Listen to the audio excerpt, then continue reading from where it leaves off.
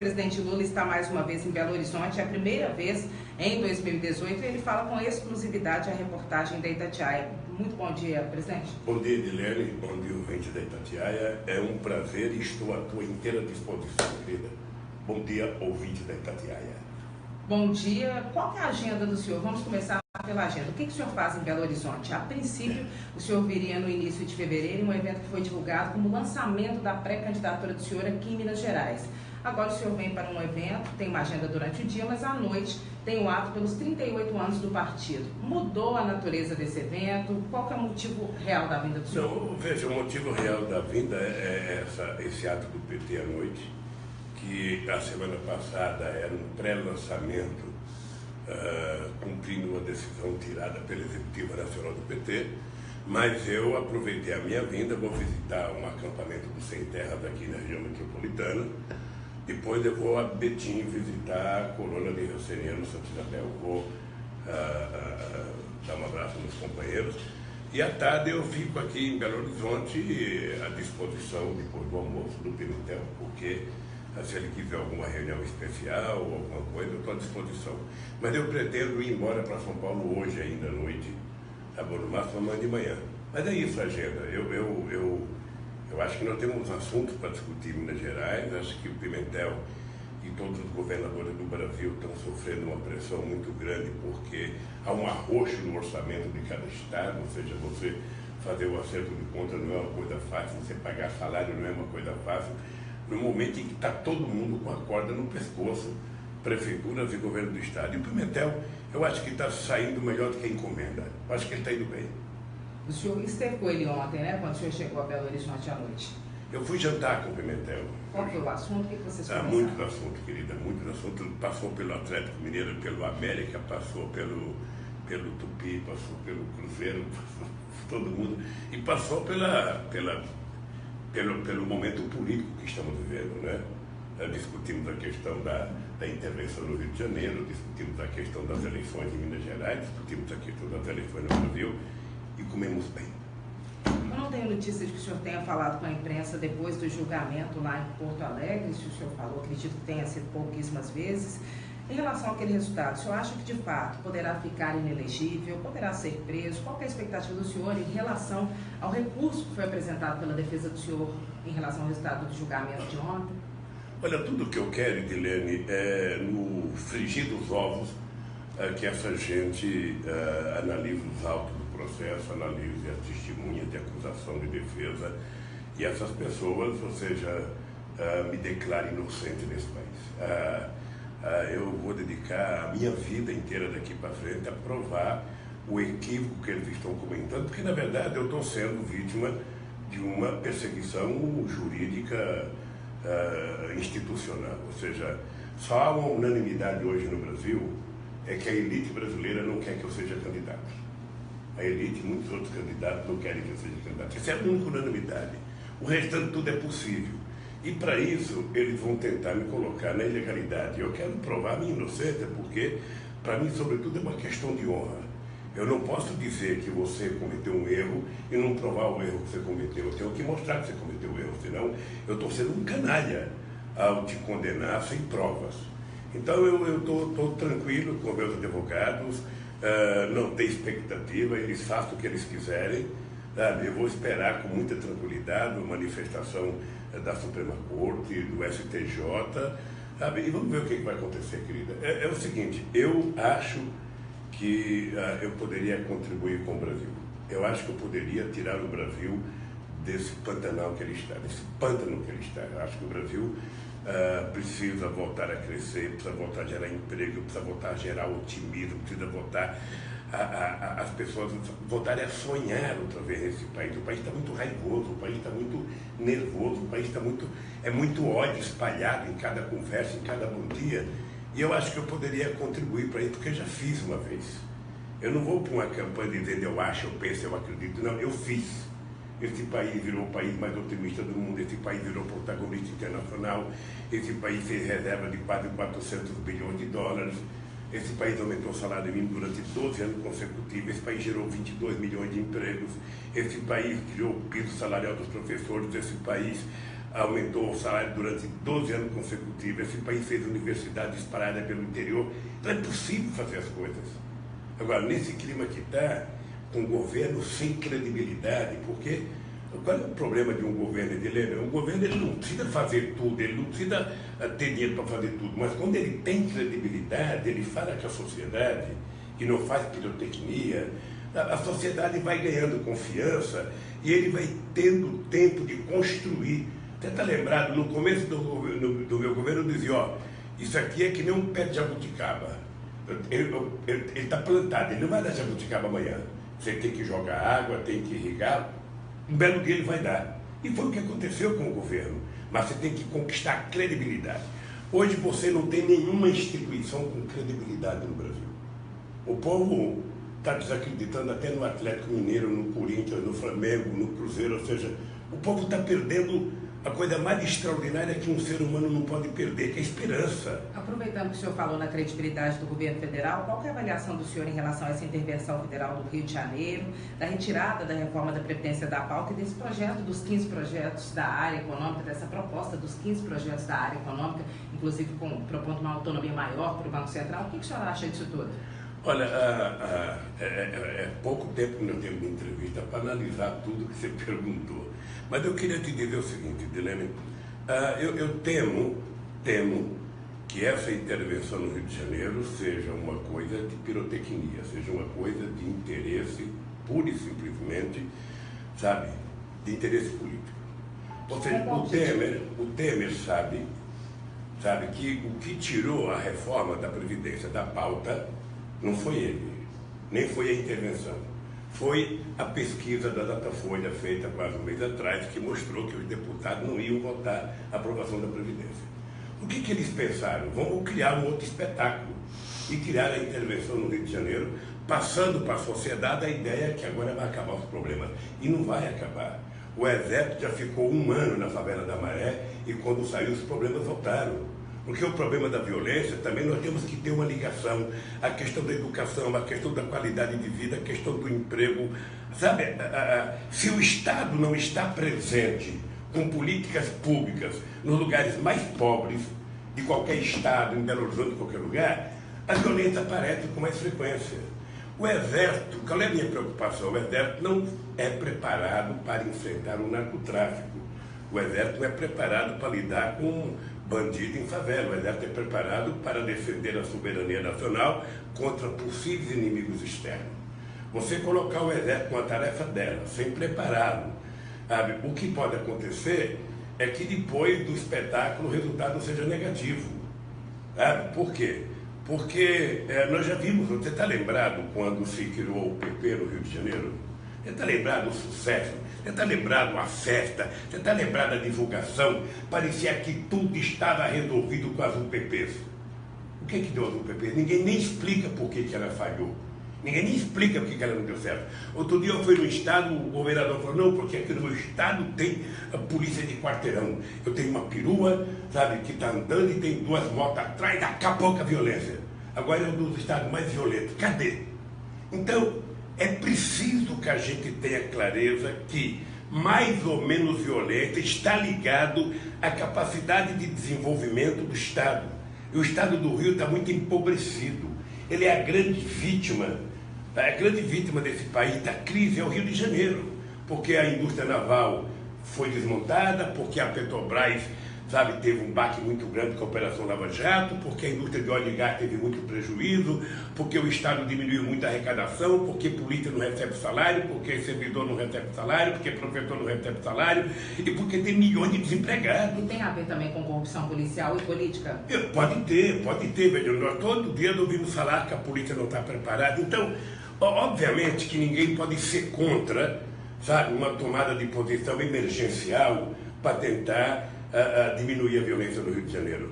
Mas é preciso que a coisa não seja feita de forma estabanada, pensando apenas em política. Eu acho, se você quer saber o que eu penso de verdade, eu acho que o Temer está encontrando um jeito de ser candidato a presidente da República. E acho que ele achou que a segurança pública pode ser uma coisa muito importante para ele pegar um nicho de eleitores do Bolsonaro, tá? Como é só previsão e é uma tese minha, vamos ver o que vai acontecer. Ou seja, um homem que só tem 3% de voto. Sabe? Todo mundo sabe que se tiver eleição e eu participar, eu posso ganhar no primeiro turno, se não ganhar, vou para o segundo turno. Então, o que eles dizem? Bom, se o Lula disputar, só tem uma vaga para todos os outros. Se ele não disputar, tem duas. Então, vamos tirar o Lula do jogo, tem duas vagas. Ora, todo mundo é um caminhão de melancia. Um tem 4, outro tem 5, outro tem 6, outro tem 7. Ou seja, então fica tudo mais ou menos igual, todo mundo acha que tem chance. Então, eu acho que o Temer está fazendo uma aposta. E a gente não pode levar em conta de que ele tirou da pauta uma coisa que a sociedade era contra e colocou na pauta uma coisa que a sociedade é favorável, que é o combate à violência, à criminalidade. A minha única preocupação é que, ao você anunciar, você tem que sentar e apresentar um plano estratégico de enfrentar a segurança. Por quê? A Marinha sabe que se quiser diminuir o contrabando de armas e o narcotráfico, ela tem que ter uma estrutura para poder controlar 8.000 quilômetros de fronteira marítima. O Exército sabe que se quiser controlar, tem que ter uma estrutura para você combater, sabe, o narcotráfico em 16.000 quilômetros de fronteira seca. E aonde está a Polícia Federal? Está em Belo Horizonte? Ela está no Rio de Janeiro? Por que ela não está na nossa fronteira? Então, essas coisas é que nós temos que discutir claramente para que a gente apresente à sociedade um plano definitivo. Só lembrar, Edilene, que o México colocou o Exército e as Forças Armadas para tentar combater o narcotráfico na fronteira com os Estados Unidos, e o que aconteceu foi que muita gente das Forças Armadas se meteu com o narcotráfico. Então isso me preocupa e eu acho que é um problema de soberania nacional. As nossas Forças Armadas não foram preparadas para isso, não se prepararam, não treinaram para isso. Então eu tenho uma preocupação, embora eu saiba que esse é um tema que mexe com os milhões de brasileiros, sobretudo com os mais pobres. Aproveitar que mais uma vez o senhor falou no cenário eleitoral, o PT fala que não tem um plano B, mas a estratégia é, caso o senhor seja impedido lá na frente de disputar, é que o senhor cultive os votos que tem até o final, se houver uma substituição, o candidato do partido tem reais condições de vencer, levando os votos do senhor? Olha, eu não estou discutindo plano A, nem plano B, nem plano C. Veja, o partido me lançou pré-candidato. Os meus adversários não querem que eu seja candidato. Aí são quase todos os partidos. Me parece que a justiça está querendo cumprir esse papel que a elite brasileira econômica e que os políticos querem que o Lula não seja candidato. Ele tem que te afastar. Afinal de contas, nós tiramos a Dilma com um golpe para deixar esse baixinho voltar? Não, não vamos deixar, vamos tentar puni-lo. Então eu estou nessa briga. Ora, eu não posso ficar dizendo que tem plano B, porque eu nem superei ainda o plano A. Eu tenho que primeiro ver o que vai acontecer para me dizer ao partido, olha, nós temos que ir por esse caminho, por outro caminho. O que tem claro agora é o seguinte, eu estou viajando no Brasil, porque eu acho que a gente precisa discutir com esse povo que esse país tem 210 milhões de habitantes, que esse país tem um potencial extraordinário, e esse país não pode estar empobrecido como está. O senhor já pensou num vice ideal? O João Pedro Stedley, coordenador nacional do MST, em uma entrevista coletiva na segunda-feira aqui em Belo Horizonte, disse que o senhor não deve ter um vice da esquerda e que o senhor deve ter um vice que seja um empresário nacionalista. Disse, inclusive, que o filho do José Alencar não seria uma boa opção porque ele não se enquadra mais nesse perfil. O que o senhor pensa? Seria alguém da esquerda? O Guilherme Boulos do Movimento Sem Teto? A Manuela Dávila, que já colocou a pré-candidatura também? Ou não? De fato, o senhor vai buscar alguém do empresariado? Porque, segundo ele, o senhor seria o único candidato que teria condições de colocar na mesa patrões e empregados. O que o senhor pensa para o vice? Pelo menos qual é o perfil? O que seria o nome? Olha, Edilene, se você pesquisar, você vai perceber que nos meus 8 anos de governo, foi o tempo que menos houve greve no setor privado, menos houve greve no setor público, menos houve ocupação de terra no campo, menos houve invasão de terra nas cidades. Por quê? Porque havia uma mesa de negociação, porque havia interesse do governo em negociar. O companheiro João Pedro Stedley, que é uma figura que eu prezo muito, ele deve ter falado do Josué sem conhecer o Josué. O Josué é uma pessoa extraordinária. Então ele é uma possibilidade? Filho de um homem extraordinário. Você sabe que eu digo todo dia que nunca mais na humanidade alguém vai ter um vice da qualidade que eu tive, o Zé Alencar. O Zé Alencar era tudo que você precisava num vice. Companheiro da mais extraordinária competência, companheiro da mais extraordinária lealdade. A gente se entendia como se fosse Pelé e Coutinho, Tostão e Dirceu Lopes, sabe? Jogando bola. E o Josué é um bom quadro. Veja, quando chegar a hora de procurar um vice, se eu for candidato, eu vou procurar um vice. Obviamente que um vice é uma composição, é uma somatória, sabe, de interesses políticos, de interesses econômicos, de interesses sociais. Ou seja, você tem que ter alguém pensando, inclusive, na possibilidade de um infortúnio. Se você morre, sabe, quem vai assumir?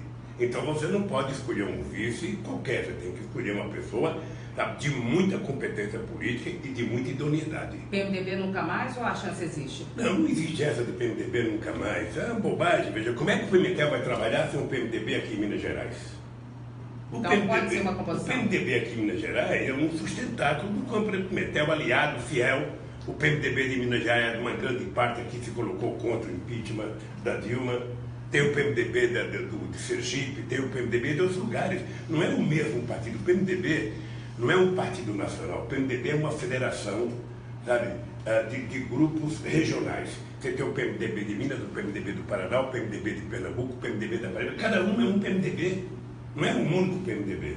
Então, esse negócio de você dizer que não vai fazer aliança aquilo ali, na hora que você tiver que decidir, você vai ver o seguinte: eu quero ganhar as eleições? Quero. Qualquer candidato vai pensar assim: para mim ganhar as eleições, qual é a somatória que eu vou fazer? Você pode fazer um acordo programático com um partido político, assinar e cumprir esse acordo programático. Então, quem quiser ser principista, não faça política. Porque o principista é aquele que nunca quer ganhar para não ter que colocar seus princípios em execução. Eu quero ganhar as eleições para melhorar a vida do povo brasileiro, para fazer mais escola, gerar mais emprego, gerar mais salário, aumentar o salário mínimo, criar mais escolas técnicas, fazer um povo mais humilde, comer peito de frango e coxa de frango, não é pele e pescoço. Fazer o pessoal comer carne de primeira e não a 100, não carne de terceira. Então, é isso que eu quero fazer casa para o povo pobre que ganha até o salário mínimo. Então, eu tenho que construir uma aliança política que me permita fazer isso, porque senão eu serei o melhor candidato do mundo e não ganharei as eleições. Presidente, para encerrar muito rapidamente, em relação à escolha do vice, o senhor disse que ela deve ser feita, inclusive considerando a possibilidade de o presidente falecer. O senhor já se colocou como pré-candidato, tem feito questão de mostrar que tem boa saúde, que está se exercitando. Depois da morte da dona Marisa, recentemente surgiu a informação de que o senhor teria um novo relacionamento. De fato, tem isso? Como é que o senhor acha que essa informação impactaria na campanha do senhor? Por enquanto, o meu relacionamento é só político, por enquanto, sabe? É relacionamento com o mundo da política. Veja, eu já tenho 72 anos, Guilherme. Eu não estou, essa não é minha prioridade, sabe? Minha prioridade é, primeiro, cuidar da minha saúde, cuidar dos meus processos, que cada dia aparece um, e eu tenho que me defender e preciso provar a perseguição política. Na hora que aparecer,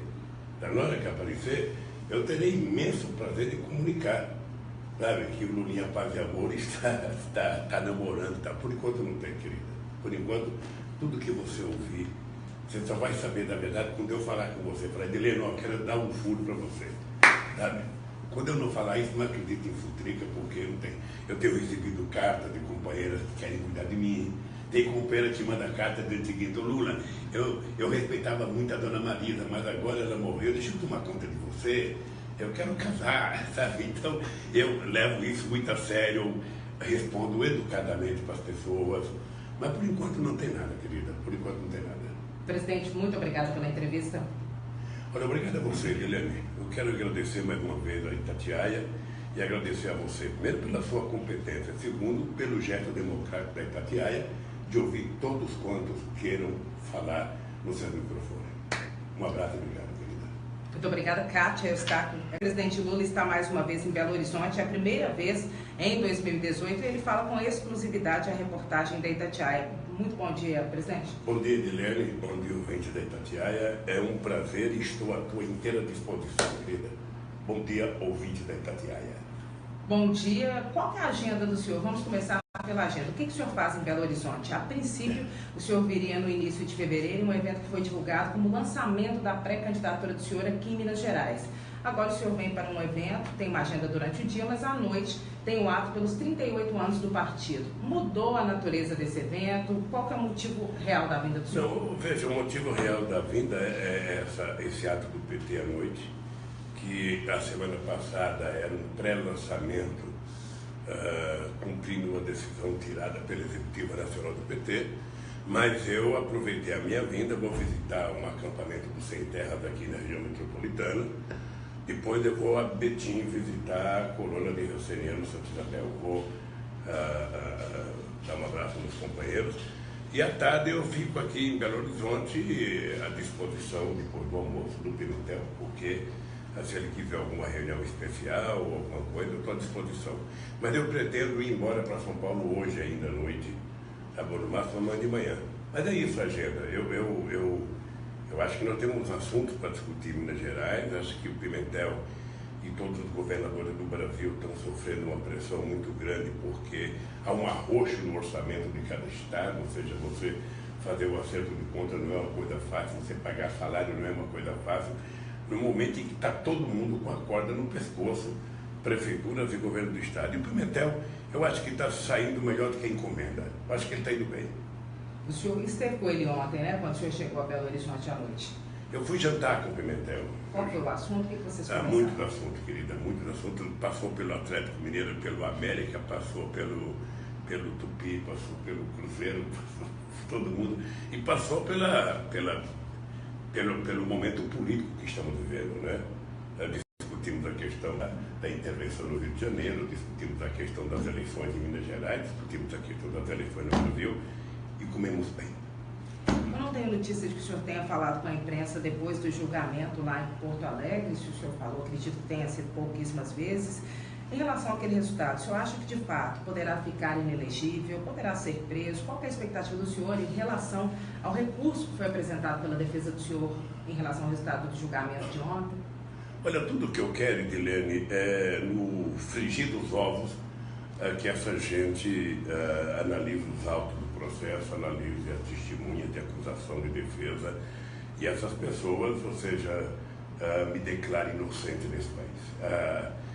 Eu vou dedicar a minha vida inteira daqui para frente a provar o equívoco que eles estão comentando, porque na verdade eu estou sendo vítima de uma perseguição jurídica institucional, ou seja, só há uma unanimidade hoje no Brasil, é que a elite brasileira não quer que eu seja candidato. A elite, muitos outros candidatos não querem que eu seja candidato. Essa é a única unanimidade. O restante tudo é possível. E para isso, eles vão tentar me colocar na ilegalidade. Eu quero provar a minha inocência, porque para mim, sobretudo, é uma questão de honra. Eu não posso dizer que você cometeu um erro e não provar o erro que você cometeu. Eu tenho que mostrar que você cometeu o erro, senão eu estou sendo um canalha ao te condenar sem provas. Então eu estou tranquilo com meus advogados, não tem expectativa, eles façam o que eles quiserem. Sabe? Eu vou esperar com muita tranquilidade a manifestação da Suprema Corte, do STJ, sabe? E vamos ver o que vai acontecer, querida. É o seguinte, eu acho que eu poderia contribuir com o Brasil. Eu acho que eu poderia tirar o Brasil desse pantanal que ele está, desse pântano que ele está. Eu acho que o Brasil precisa voltar a crescer, precisa voltar a gerar emprego, precisa voltar a gerar otimismo, precisa voltar as pessoas voltarem a sonhar outra vez nesse país. O país está muito raivoso, o país está muito nervoso, o país está muito ódio espalhado em cada conversa, em cada bom dia. E eu acho que eu poderia contribuir para isso, porque eu já fiz uma vez.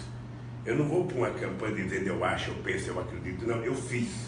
Esse país virou o país mais otimista do mundo, esse país virou protagonista internacional, esse país fez reserva de quase 400 bilhões de dólares, esse país aumentou o salário mínimo durante 12 anos consecutivos, esse país gerou 22 milhões de empregos, esse país criou o piso salarial dos professores, esse país aumentou o salário durante 12 anos consecutivos, esse país fez universidades espalhadas pelo interior. Então é possível fazer as coisas. Agora, nesse clima que está, com um governo sem credibilidade, porque qual é o problema de um governo, Edilene? Um governo ele não precisa fazer tudo, ele não precisa ter dinheiro para fazer tudo, mas quando ele tem credibilidade, ele fala com a sociedade que não faz pirotecnia, a sociedade vai ganhando confiança e ele vai tendo tempo de construir. Você está lembrado, no começo do meu governo eu dizia, ó, isso aqui é que nem um pé de jabuticaba. Ele está plantado, ele não vai dar jabuticaba amanhã. Você tem que jogar água, tem que irrigar, um belo dia ele vai dar. E foi o que aconteceu com o governo. Mas você tem que conquistar credibilidade. Hoje você não tem nenhuma instituição com credibilidade no Brasil. O povo está desacreditando até no Atlético Mineiro, no Corinthians, no Flamengo, no Cruzeiro, ou seja, o povo está perdendo a coisa mais extraordinária que um ser humano não pode perder, que é a esperança. Aproveitando que o senhor falou na credibilidade do governo federal, qual que é a avaliação do senhor em relação a essa intervenção federal no Rio de Janeiro, da retirada da reforma da Previdência da pauta e desse projeto dos 15 projetos da área econômica, dessa proposta dos 15 projetos da área econômica, inclusive propondo uma autonomia maior para o Banco Central? O que o senhor acha disso tudo? Olha, é pouco tempo que nós temos de entrevista para analisar tudo que você perguntou. Mas eu queria te dizer o seguinte, Dilene, eu temo que essa intervenção no Rio de Janeiro seja uma coisa de pirotecnia, seja uma coisa de interesse, pura e simplesmente, sabe, de interesse político. Ou seja, o Temer sabe que o que tirou a reforma da Previdência da pauta não foi ele, nem foi a intervenção. Foi a pesquisa da Datafolha feita quase um mês atrás, que mostrou que os deputados não iam votar a aprovação da Previdência. O que eles pensaram? Vamos criar um outro espetáculo e criar a intervenção no Rio de Janeiro, passando para a sociedade a ideia que agora vai acabar os problemas. E não vai acabar. O Exército já ficou 1 ano na favela da Maré e quando saiu os problemas voltaram. Porque o problema da violência, também nós temos que ter uma ligação, a questão da educação, a questão da qualidade de vida, a questão do emprego.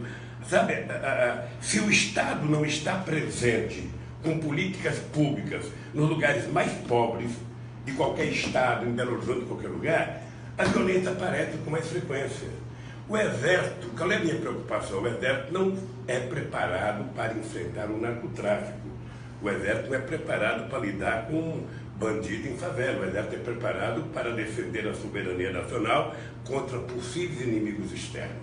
Você colocar o Exército com a tarefa dela, sem prepará-lo, sabe? O que pode acontecer é que depois do espetáculo o resultado seja negativo. Sabe? Por quê? Porque nós já vimos, você está lembrado quando se criou o PP no Rio de Janeiro? Você está lembrado do sucesso? Você está lembrado da festa? Você está lembrado da divulgação? Parecia que tudo estava resolvido com as UPPs. O que deu as UPPs? Ninguém nem explica por que ela falhou. Ninguém nem explica por que ela não deu certo. Outro dia eu fui no estado, o governador falou, não, porque aqui no meu estado tem a polícia de quarteirão. Eu tenho uma perua, sabe, que está andando e tem 2 motos atrás, acabou com a violência. Agora é um dos estados mais violentos. Cadê? Então, é preciso que a gente tenha clareza que mais ou menos violência está ligado à capacidade de desenvolvimento do Estado. E o Estado do Rio está muito empobrecido. Ele é a grande vítima desse país, da crise, é o Rio de Janeiro. Porque a indústria naval foi desmontada, porque a Petrobras, sabe, teve um baque muito grande com a Operação Lava Jato, porque a indústria de óleo e gás teve muito prejuízo, porque o Estado diminuiu muito a arrecadação, porque polícia não recebe salário, porque servidor não recebe salário, porque professor não recebe salário, e porque tem milhões de desempregados. E tem a ver também com corrupção policial e política? Pode ter, velho. Nós todo dia ouvimos falar que a polícia não está preparada. Então, obviamente que ninguém pode ser contra, sabe, uma tomada de posição emergencial para tentar diminuir a violência no Rio de Janeiro. Mas é preciso que a coisa não seja feita de forma estabanada, pensando apenas em política. Eu acho, se você quer saber o que eu penso de verdade, eu acho que o Temer está encontrando um jeito de ser candidato a presidente da República. E acho que ele achou que a segurança pública pode ser uma coisa muito importante para ele pegar um nicho de eleitores do Bolsonaro, tá? Como é só previsão e é uma tese minha, vamos ver o que vai acontecer. Ou seja, um homem que só tem 3% de voto. Sabe? Todo mundo sabe que se tiver eleição e eu participar, eu posso ganhar no primeiro turno, se não ganhar, no segundo turno. Então o que eles dizem? Bom, se o Lula disputar, só tem uma vaga para todos os outros. Se ele não disputar, tem duas. Então vamos tirar o Lula do jogo, tem duas vagas. Ora, todo mundo é um caminhão de melancia. Um tem 4, outro tem 5, outro tem 6, outro tem 7. Ou seja, então fica tudo mais ou menos igual, todo mundo acha que tem chance. Então eu acho que o Temer está fazendo uma aposta. E a gente não pode levar em conta de que ele tirou da pauta uma coisa que a sociedade era contra e colocou na pauta uma coisa que a sociedade é favorável, que é o combate à violência, à criminalidade. A minha única preocupação é que, ao você anunciar, você tem que sentar e apresentar um plano estratégico de enfrentar a segurança. Por quê? A Marinha sabe que se quiser diminuir o contrabando de armas e o narcotráfico, ela tem que ter uma estrutura para poder controlar 8.000 quilômetros de fronteira marítima. O Exército sabe que se quiser controlar, tem que ter uma estrutura para você combater, sabe, o narcotráfico em 16.000 quilômetros de fronteira seca. E aonde está a Polícia Federal? Está em Belo Horizonte? Ela está no Rio de Janeiro? Por que ela não está na nossa fronteira?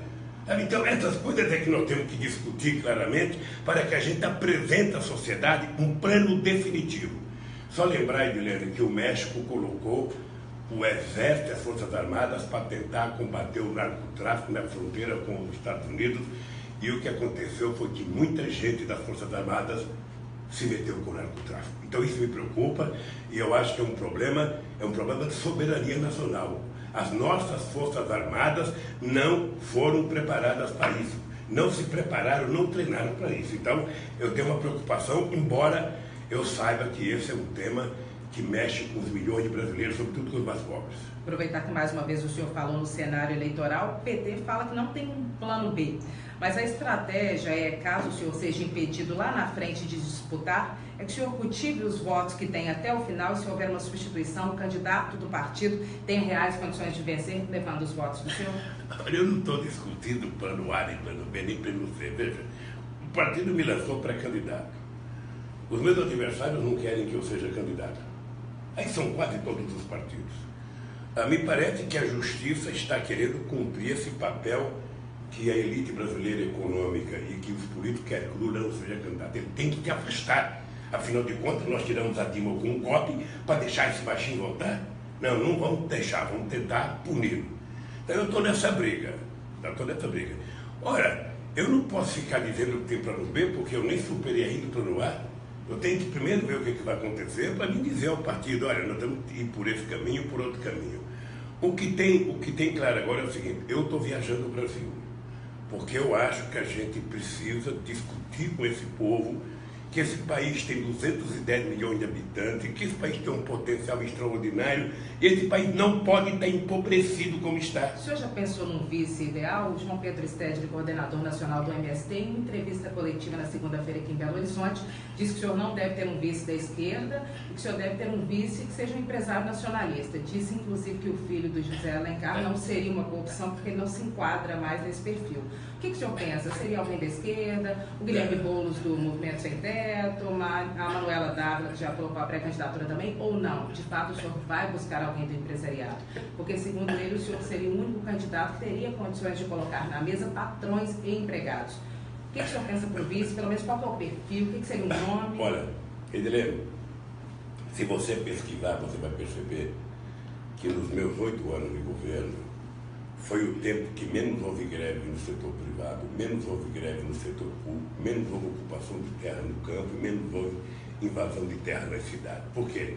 Porque havia uma mesa de negociação, porque havia interesse do governo em negociar.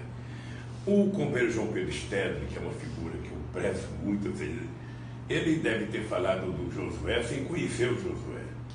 O Josué é uma pessoa extraordinária. Então ele é uma possibilidade? Filho de um homem extraordinário. Você sabe que eu digo todo dia que nunca mais na humanidade alguém vai ter um vice da qualidade que eu tive, o Zé Alencar.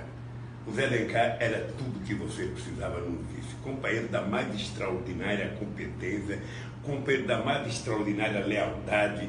A gente se entendia como se fosse Pelé e Coutinho, Tostão e Dirceu Lopes, sabe? Jogando bola. E o Josué é um bom quadro. Veja, quando chegar a hora de procurar um vice, se eu for candidato, eu vou procurar um vice. Obviamente que um vice é uma composição, é uma somatória sabe, de interesses políticos, de interesses econômicos, de interesses sociais. Ou seja, você tem que ter alguém pensando, inclusive, na possibilidade de um infortúnio. Se você morre, sabe, quem vai assumir? Então você não pode escolher um vice qualquer, você tem que escolher uma pessoa, sabe, de muita competência política e de muita idoneidade. PMDB nunca mais ou a chance existe? Não existe essa de PMDB nunca mais. É uma bobagem. Veja, como é que o Pimentel vai trabalhar sem um PMDB aqui em Minas Gerais? Então pode ser uma composição. O PMDB aqui em Minas Gerais é um sustentáculo do campo do Pimentel, aliado, fiel. O PMDB de Minas Gerais, uma grande parte aqui se colocou contra o impeachment da Dilma.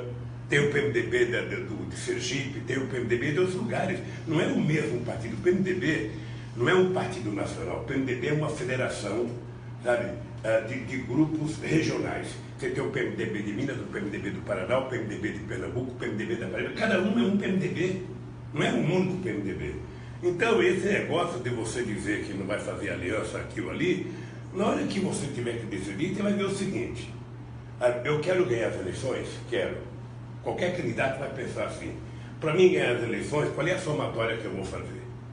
Você pode fazer um acordo programático com um partido político, assinar e cumprir esse acordo programático. Então, quem quiser ser principista, não faça política.